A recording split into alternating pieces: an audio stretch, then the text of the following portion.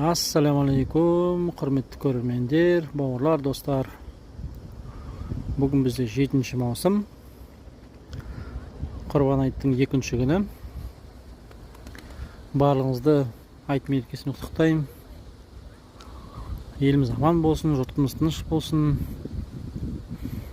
Ауырмаңыздар, сырқамаңыздар.